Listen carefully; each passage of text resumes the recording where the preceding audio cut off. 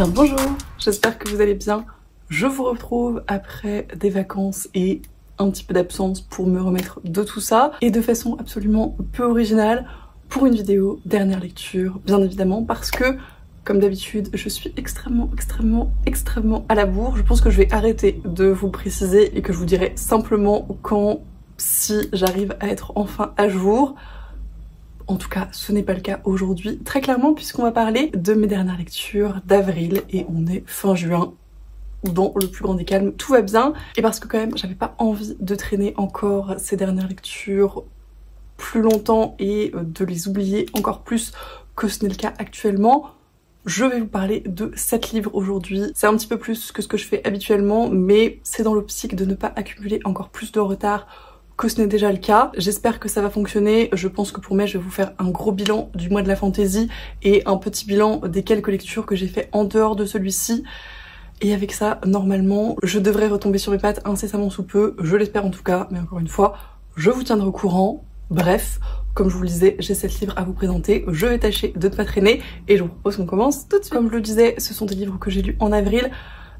qui sont plus ou moins frais dans ma mémoire. Je pense que je m'en souviens pas trop mal, mais un petit peu moins que si je vous en avais parlé juste après la lecture, bien évidemment. Et on va commencer, comme à mon habitude, et ça va être pas mal le cas d'une manière générale dans cette vidéo, par une lecture commune, puisque je vais vous parler du premier tome du cycle de secrets, Les Marches des Géants, de Manon Fargeton, aux éditions Gallimard Jeunesse, qui était l'explora-livre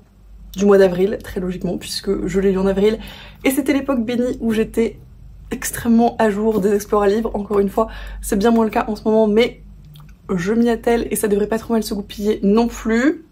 Je reprends un petit peu le fil de la vie tout simplement. Toujours est-il que c'était l'explora-livre francophone du mois d'avril et j'étais très contente de le sortir pour l'occasion puisque c'est Lucie qui me l'avait offert dans le swap juste avant puisqu'elle se doutait qu'on allait le lire. Il m'intriguait beaucoup, j'ai beaucoup apprécié les 2 romans de fantasy de l'autrice que j'ai découvert il y a quelques années maintenant. J'avais absolument adoré Les Illusions de Savloar qui est pour moi sa meilleure œuvre en termes de fantasy adulte que j'avais trouvé très chouette. C'est un beau pavé mais c'était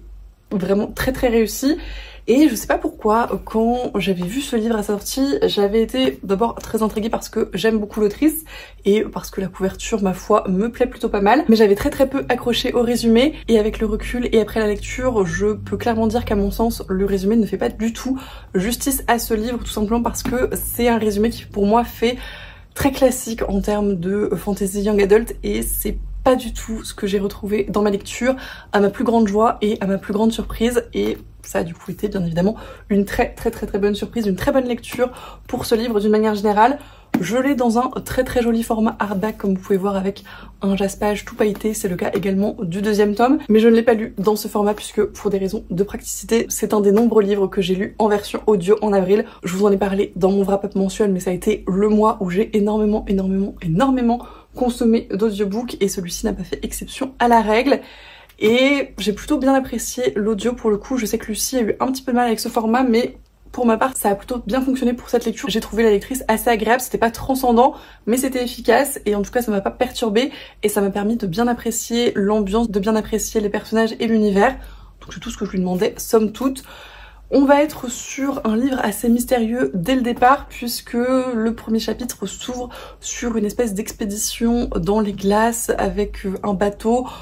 dans une époque un petit peu floue où on va suivre un personnage féminin et puis l'expédition arrive dans une caverne mystérieuse, découvre un masque et plein de choses vont changer, les cartes vont être un petit peu rebattues et puis dans le chapitre suivant on va faire un espèce de bond dans le temps de plusieurs centaines voire milliers d'années il me semble,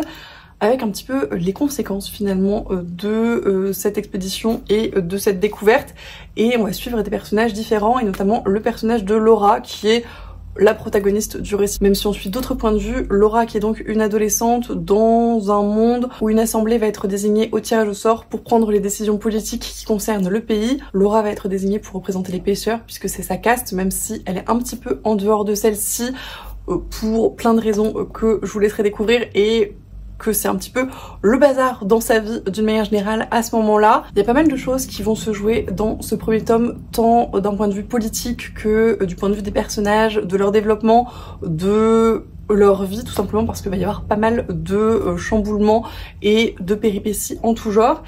et encore une fois j'ai été très agréablement surprise. C'est un roman choral comme les maîtrise très bien l'autrice, c'était déjà le cas des Illusions de Savoir dont je vous ai déjà parlé et que j'avais absolument adoré. Ici on est quand même dans un registre plus jeunesse, plus young adult à mon sens, mais encore une fois pour moi c'est pas un roman de fantasy young adult comme on peut l'attendre classiquement avec tous les clichés du genre. C'est très loin de ça, l'univers est bien construit, les personnages sont intéressants, il y a plein d'intrigues qui se mêlent, plein de fils narratifs qui se tissent et c'est en ça que j'ai été vraiment très agréablement surprise par tout ce que l'autrice met en place et tout ce que ça présage de bon pour la suite. J'ai trouvé le système de magie très cool avec cette question des secrets qui ont plus de pouvoir s'ils sont connus par peu de personnes et qui perdent de la magie quand ils sont dévoilés au plus grand nombre. J'ai apprécié l'univers, j'ai apprécié le côté politique avec cette assemblée, j'ai apprécié les personnages, le personnage de Laura qui est un petit peu agaçant mais dans le côté ado classique j'ai envie de vous dire et qui n'était pas sans rappeler pour moi des personnages un petit peu agaçants dans le genre, typiquement le personnage de Malta dans Les Aventuriers de la Mer et voilà, j'avais l'impression qu'en termes d'évolution elle pouvait tendre un petit peu vers ce qu'a été l'évolution de Malta tout simplement, donc ça présage plutôt de très bonnes choses. J'ai trouvé le personnage d'Equinox extrêmement cool et j'ai hâte de continuer à la suivre. Je pense que c'est un de mes, si ce n'est mon personnage préféré de ce tome pour l'instant. Et voilà, j'ai trouvé que ça fonctionnait bien, que c'était cohérent, que c'était foisonnant, mais de la meilleure façon. Et encore une fois, j'en attendais pas grand chose et j'ai été très agréablement surprise. Je lirai la suite avec grand plaisir, d'autant que la maison d'édition m'a d'ores et déjà fait parvenir le deuxième tome qui est paru très récemment. Je vous le remontre très bientôt en arrivée livresque et je vous en reparle, je l'espère, très vite en dernière lecture. Ensuite, autre lecture commune, cette fois-ci uniquement avec Lucie, le deuxième tome de Binti de Neddy Okorafor aux éditions ActuSF, qui est plus ou moins le deuxième tome d'une duologie pour l'édition française et le troisième tome de la trilogie de l'édition anglaise, puisque les éditions ActuSF ont rassemblé les novellas 1 et 2 dans le premier tome de cette série et ont publié ce troisième tome comme pseudo tome 2 si on veut. C'était donc l'occasion pour nous de terminer une série, ce qui ne fait jamais de mal, d'autant qu'on avait toutes les deux avec Lucie beaucoup aimé le premier tome de Binti. C'est une série de science-fiction young adult où on va suivre le personnage de Binti. Binti qui est donc une adolescente issue du peuple Imba dans un futur où les mathématiques ont pris beaucoup de place dans la vie quotidienne et pourraient s'apparenter à une forme de magie scientifique en l'occurrence, avec des machines très avancées mais également une forme de don que possède en l'occurrence Binti, qui voudrait aller étudier dans une université intergalactique pour parfaire son don. Sauf que dans le peuple des Imba, c'est très mal vu de quitter sa terre puisque la terre c'est le peuple, en tout cas c'est très important dans leur culture. Donc dans le premier tome elle fait le choix de partir pour aller étudier et plein de choses vont se passer et plein de changements vont intervenir en elle et dans sa vie, et dans ce tome 2 elle revient finalement chez elle et aux origines de tout ça et on va comprendre les conséquences de tous ces changements, les conséquences pour elle et par rapport à son peuple, par rapport à sa culture, par rapport à la société dont elle est issue. Et c'était assez passionnant, ça reprend directement à la fin du tome 1, il n'y a pas du tout de rupture à ce niveau-là et c'est pas mal parce que du coup on les a enchaînés assez rapidement avec Lucie et c'est vraiment à mon sens une trilogie qui peut se lire d'une traite, déjà parce que c'est des récits qui sont assez courts, à chaque fois c'est des petites novellas et parce qu'elles s'enchaînent bout à bout les unes les autres, donc ça fonctionne très bien comme ça. C'est la fin du récit initiatique de Binti, de sa coming of age story et voilà, encore une fois, de toutes les conséquences qu'ont pu avoir les changements du premier tome. Il va être question du coup de tradition et de déviation, de tradition, des conflits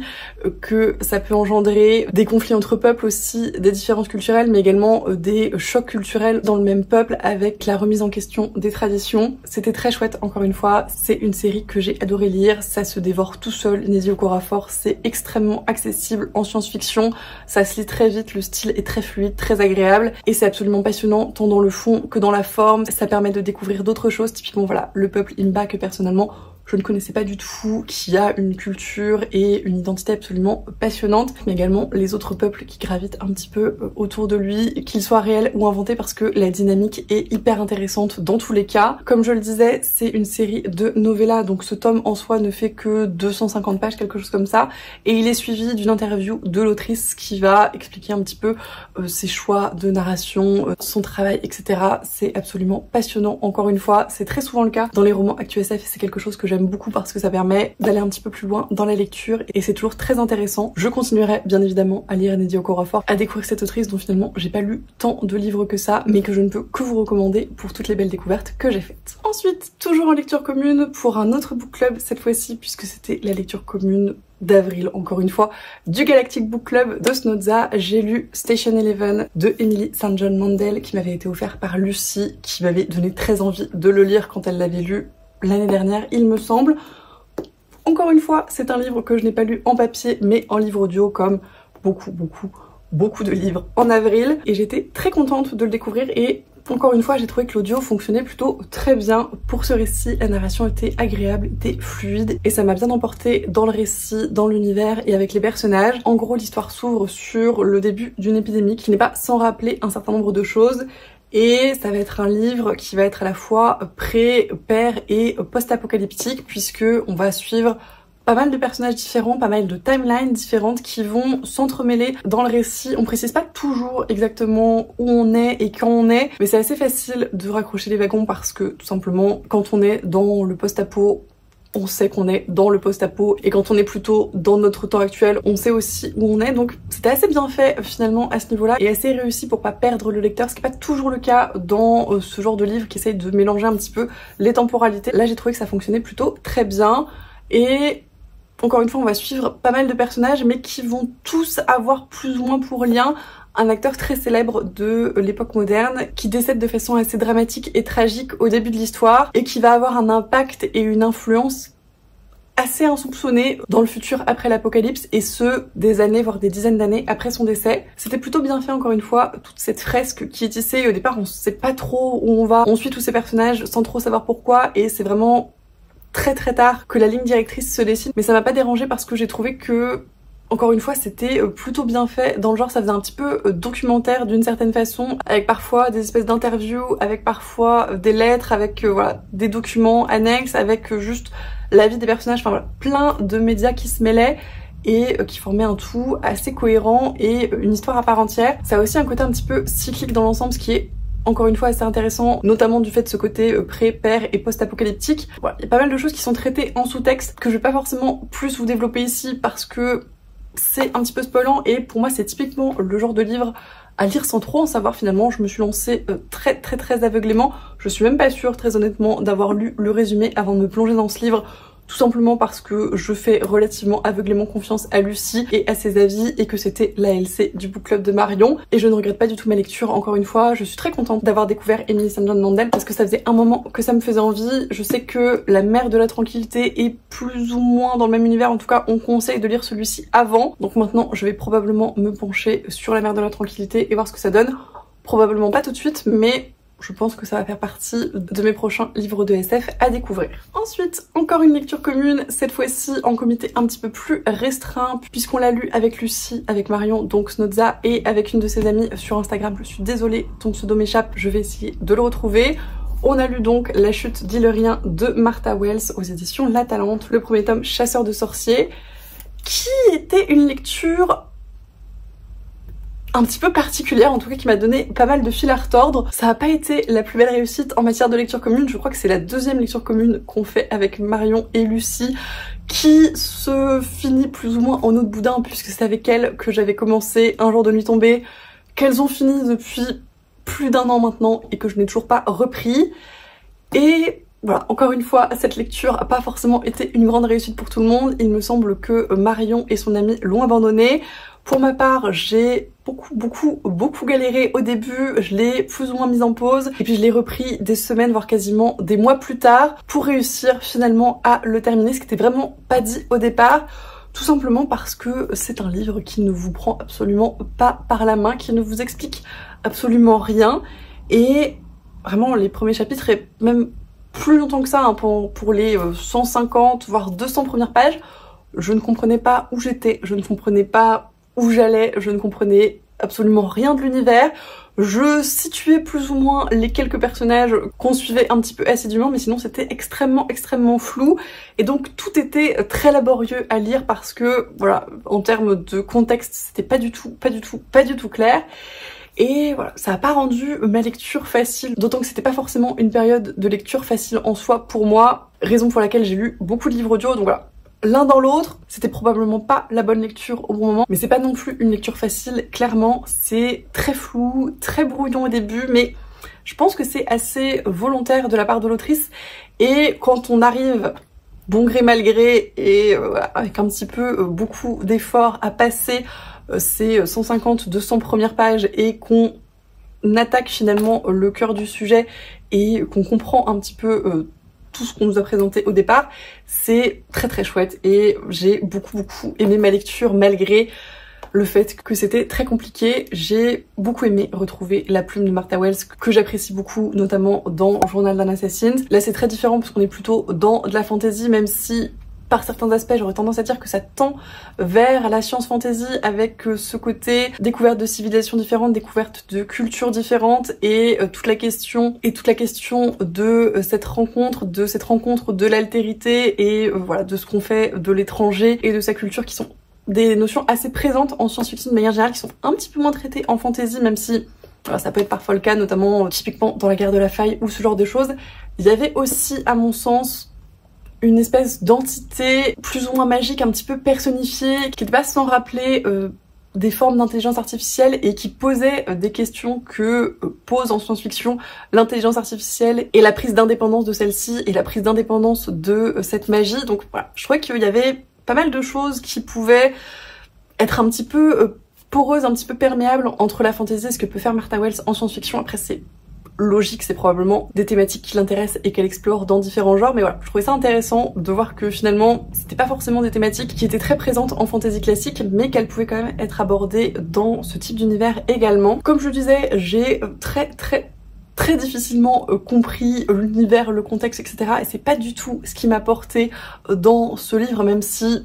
bon gré mal gré, après une bonne moitié, c'était un petit peu mieux et j'ai trouvé ça intéressant. Et il y avait des twists qui étaient très chouettes. Mais c'est vraiment les personnages auxquels je me suis attachée et pour lesquels j'ai énormément d'affection, très étrangement. Et je pense que c'est aussi en grande partie parce que c'était les seules choses auxquelles je pouvais me raccrocher dans ma lecture. J'ai énormément d'affection pour les personnages de Tremen et d'Ilias, mais pour tous les personnages de ce récit de manière générale, sauf les gros connards, parce qu'il y en a quelques-uns. Je les ai beaucoup appréciés. Le personnage de Tremen en particulier m'a touchée dès les premières pages. On sent que c'est un personnage qui galère globalement pas mal dans sa vie, qui est à une période très compliquée. On va parler de choses assez dures, on va parler de dépression, on va parler d'idées suicidaires, et de façon hyper intéressante, hyper touchante, hyper bienveillante, que ce soit dans la façon dont Tremen aborde les choses elle-même, ou dans la façon dont d'autres personnages vont aborder les choses avec elle. C'était hyper bienveillant, hyper bien fait, et c'est important d'avoir ce type de représentation en fantasy comme dans toutes les littératures, j'ai envie de vous dire. Donc c'était très chouette pour ça, et voilà, encore une fois, les personnages sont formidables dans ce récit. Je continuerai cette série avec plaisir, grâce en grande partie à eux, je pense, et aux 200 dernières pages qui m'ont davantage convaincue encore une fois. Comme je vous disais, ça m'a un petit peu rappelé la série La Guerre de la Faille de Raymond Ifest, dans ce côté rencontre des peuples, dans ce côté guerre interdimensionnelle et choc de culture, etc. C'était assez intéressant et assez surprenant la façon dont c'était fait, et ouais, encore une fois, j'ai hâte de voir ce que ça va donner et comment ça va se goupiller. Il me semble que c'est une trilogie, mais je n'en suis plus du tout sûre. Lucie a comme moi réussi à terminer le premier tome, même si elle a été beaucoup plus rapide que moi, et il me semble qu'elle a plutôt pas mal apprécié, donc je pense qu'on va se lire la suite toutes les deux tranquillement pour voir ce que ça donne. Ce serait bien de pas trop la laisser traîner d'ailleurs, parce que encore une fois ça reste assez complexe et j'ai pas forcément envie de revivre l'expérience des 150 premières pages de ce livre avec le deuxième, donc ce serait bien de les enchaîner histoire de ne pas tout oublier avant. Petit message subliminal pour Lucie, si jamais tu passes par là, il faudrait qu'on se cale ça dans pas trop longtemps. Encore un livre audio, et cette fois-ci un livre que je n'ai absolument pas lu en lecture commune mais qu'il fallait que je sorte de mes étagères depuis un moment. Et ils meurent tous les deux à la fin de Adam Silvera aux éditions Robert Laffont, que je m'étais pris dans la très jolie édition hardback qui est assez sobre mais ma foi efficace, et que je n'ai pas du tout lu dans ce format, encore une fois, puisque comme je vous le disais, je l'ai écouté en livre audio comme énormément de mes lectures d'avril. Et c'était très cool, encore une fois, j'ai trouvé que le livre audio fonctionnait très bien, et je pense que j'ai beaucoup plus apprécié ma lecture en audio que je ne l'aurais fait en papier parce que c'est un récit éminemment young adult pour le coup, avec tous les défauts que ça peut impliquer et typiquement tous les clichés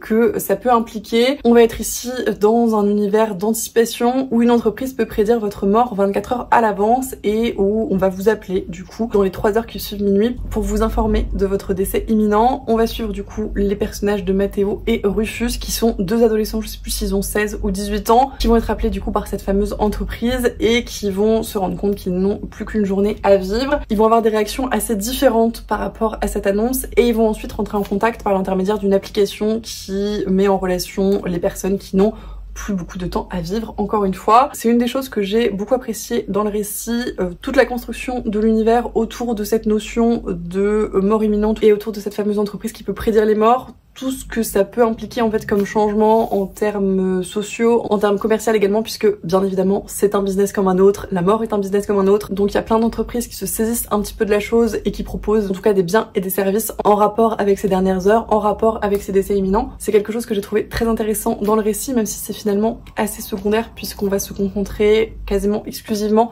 sur Matteo et Rufus et sur la relation qui va se tisser entre ces 2 jeunes garçons qui ont une vision de la vie très différente globalement, avec Matteo qui va être plutôt assez introverti, assez renfermé, qui va permettre aussi d'aborder l'anxiété, les crises d'angoisse, l'agoraphobie, qui vit un petit peu sa vie au travers d'internet et pour qui cette annonce va être un petit peu un électrochoc, mais pas forcément facile pour se saisir finalement de ces dernières opportunités.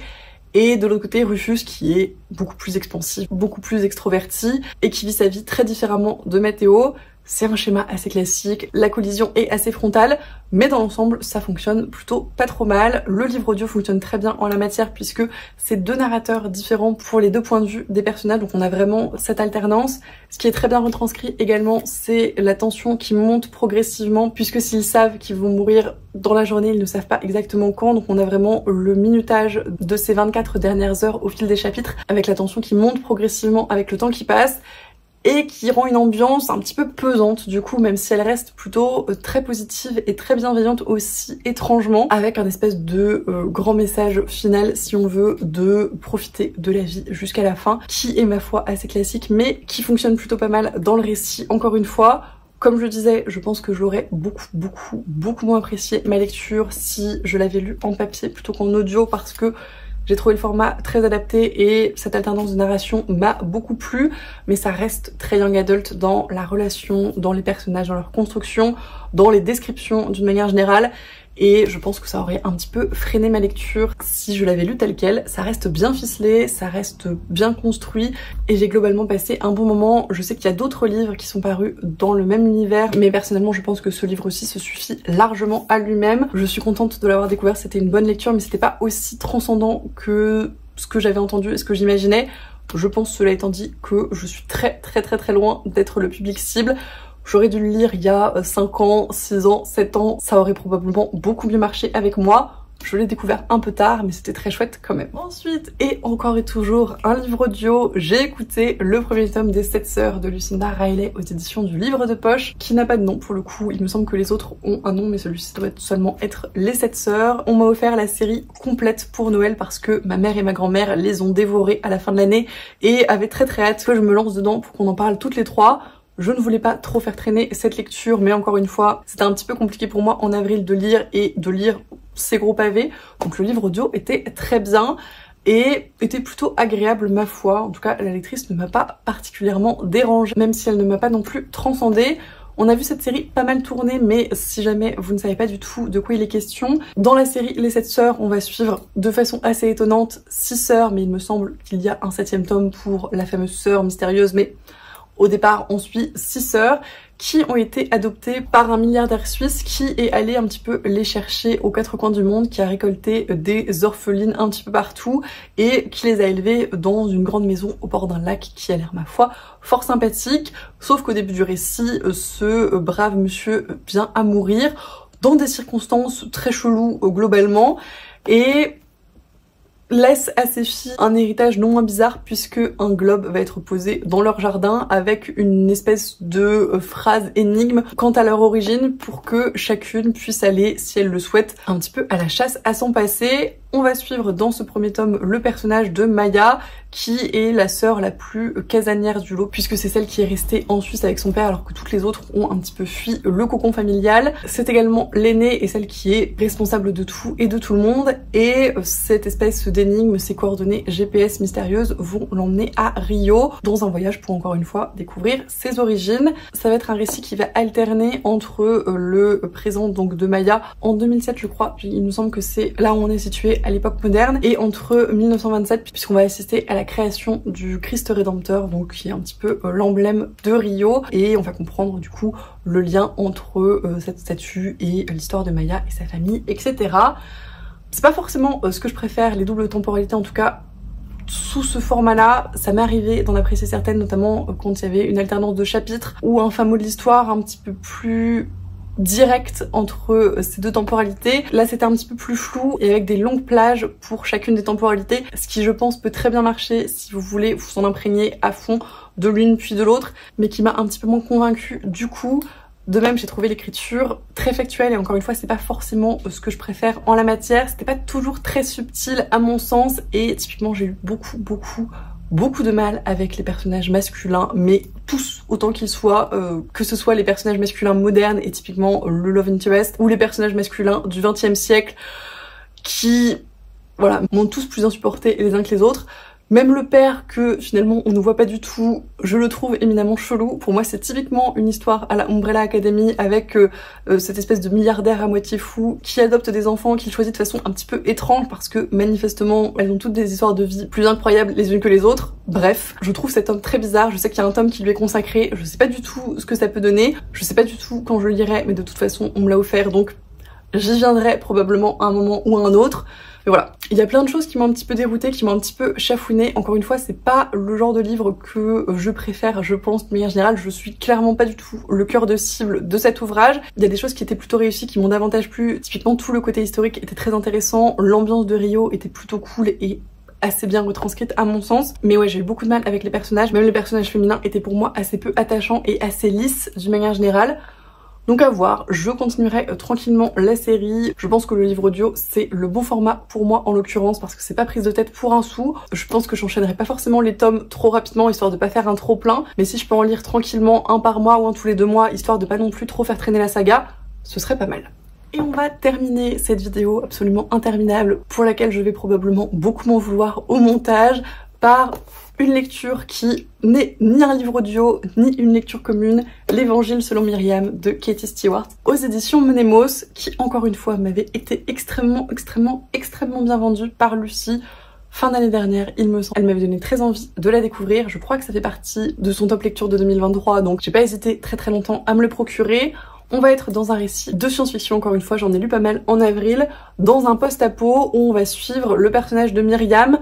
de façon un petit peu détournée puisque dans le premier chapitre on se rend compte qu'on lui a confié la mission de réécrire un petit peu les textes qui ont survécu à l'apocalypse pour en faire un ensemble cohérent, et on va voir du coup au fur et à mesure des chapitres des réécritures de la Bible, des réécritures de contes tels que La Belle au Bois dormant, des réécritures de certains romans avec à chaque fois des twists et des références qui correspondent à cette époque post-apocalyptique, au vécu du personnage de Myriam et de ses contemporains pour que ces récits leur parlent davantage tout simplement. Donc il va y avoir plein de twists et des rassemblements de contes, de récits mythologiques tels que Icare et Cain, de personnages récurrents qui vont intervenir dans plusieurs de ces récits, typiquement le personnage d'Alphonse qui personnifie la fatalité et qui est absolument formidable, et un ton qui dans l'ensemble est assez critique, assez plein de sarcasme à plusieurs niveaux, et typiquement dans la réécriture de Cendrillon où on se gausse très largement du fait que Cendrillon ait pu imaginer être la seule à faire cette pointure et du ridicule de cette situation. Si ça peut vous donner une idée du ton du récit et du ton du texte d'une manière générale, c'était vraiment très bien réussi, très intelligemment fait. Je suis une grande fan de réécriture, vous le savez peut-être si vous avez vu un certain nombre de mes vidéos, c'est un genre que je consomme beaucoup et je suis absolument convaincue du fait que les réécritures modernes permettent de parler de nous, de notre temps, avec des références passées et permettent d'aborder des problématiques présentes avec des histoires qui parlent au plus grand nombre sur la base de récits anciens. Et c'est typiquement le sujet de ce livre à mon sens, mais il va encore plus loin dans le sens où il imagine les réécritures futures et ce qu'on pourrait penser de nos contes, de nos récits, de nos histoires et de nos visions actuelles. J'ai trouvé ça encore une fois hyper intelligent, hyper intéressant. Ça permet de réfléchir mine de rien sur pas mal de choses et c'est vraiment une des raisons pour lesquelles j'adore les réécritures et je continuerai d'en lire et je continuerai continuerai d'en consommer et je continuerai de vous en parler. En attendant, je ne peux que vous recommander cette lecture extrêmement chaudement. Et voilà, c'en est tout pour cette interminable vidéo dernière lecture. Merci de l'avoir regardé jusqu'au bout si vous êtes encore là. Comme d'habitude, j'espère que ça vous a plu. N'hésitez pas à me dire si vous avez lu certains des livres que j'ai présentés, si d'autres vous tentent, si vous avez fait de belles découvertes ces derniers temps. Depuis avril, vous avez le temps de choisir votre meilleure lecture de ces dernières semaines. Je vous remercie, comme toujours, pour tous vos commentaires, tous vos messages, tous vos retours. Merci de votre soutien et d'être toujours de plus en plus présent. Ça me touche énormément. Je vous souhaite bien évidemment d'excellentes lectures et je vous dis à la prochaine.